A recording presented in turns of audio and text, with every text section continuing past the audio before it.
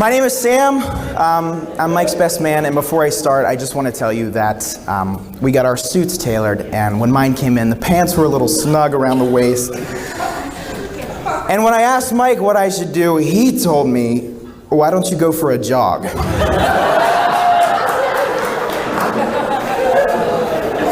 So, and here I am, I'm still here. What? You want me to do this or not? Here we go. I met Mike in the fall of 2015. I just transferred to Towson from a community college. I didn't really know anybody, and I thought I'd try my hand at ultimate frisbee. So I go to the first meeting that year, don't really know anybody. I'm just sitting there, and I see Mike come through the doors, and he's Mike. He's tall, tan, handsome. And I can tell he's one of the cool kids. Anyway, he comes up and he sits in the chair right next to me, and for the whole meeting, this guy doesn't even look at me. And I remember thinking, what a jerk. Here I am, new to this team, new to this school, and this guy doesn't even want to introduce himself. I don't think we're gonna be friends. Fast forward a few months, and I'm starting to get assimilated, make some friends, and the only problem was that year I was commuting from my parents' house. So each weekend I had to find a couch, somebody's couch to sleep on, so I could have fun on the weekends. And this particular weekend, it was Josh's couch. Josh's couch in his disgusting Donnybrook apartment. And I don't remember how it happened, but we found ourselves miles from the apartment without a way to get home. We didn't have a car, don't know what happened. Anyway, Mike overhears me and Josh talking about how we're gonna get home. And he walks right up to us unprompted and says, you guys can borrow my car. I don't need it, take it home, drop it back off in the morning. Didn't even ask the guy. And I was thinking to myself, maybe this guy's not so bad. A few weeks later, just weeks of hanging out, and I was asking Mike if he wanted to live with me next year. And in 2016, the four of us got a townhome together. And that was definitely one of the best years of my life, not just because we partied our asses off, but because I got to know Mike. I got to really know him.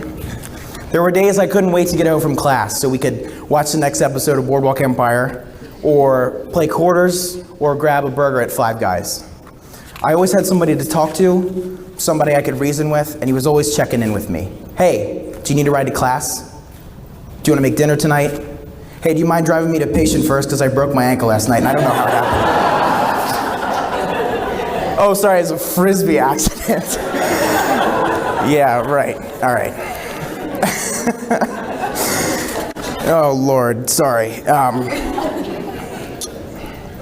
But the most important thing, I think, was he was my voice of reason. And when you picture yourself in a tough situation, you have an angel on one shoulder and a devil on the other. And Mike was always my angel. Always there to level me out, give me a level head and tell me, this is what you should do. Most of the time. Sometimes he was on the other shoulder. And then he met Emma. And just like he looked out for me, I told him, be careful. Not because I didn't like Emma, but because I didn't know Emma, and I was just looking out for my buddy. But she kept coming around. And me and Emma started to be friends. We were watching movies, playing drinking games, and my favorite, smoking cigars on the roof. Which we shouldn't have been doing, but whatever, right? And then I started to see less of Mike. And I would always he would disappear for days at a time. And if it was sophomore year and he was doing that, I probably would have called the police. But I would always ask him, where you been the past few days, buddy? And his response was always the same. I was with Emma. Me and Emma were on a date. We were out. And I was jealous of Emma because she was taking up all my time with Mike, but I also didn't mind because I could see the look in his eye. And I knew pretty early on that she was the one. And then something happened that nobody could have predicted. And it was a really tough time for a lot of people, especially Mike. And in the beginning, I looked right at him and I said, you don't need to worry about a thing because you're the strongest person that I've ever met in my life. And during that time, I couldn't look at Mike without seeing Emma. They were one person together, conjoined at the hip, all the time. And we got out of that just like I knew we would. But I think I lied to you, because I don't think you're the strongest person I know. I think it's a tie between you and somebody else, and that other person, you just married her.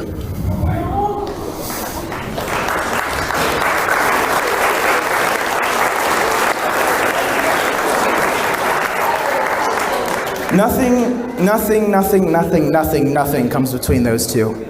I've seen it for 5 years, and it's going to continue for the rest of all of our lives. And I've never been more sure of anything. So, one last time to Mike and Emma, the strongest couple.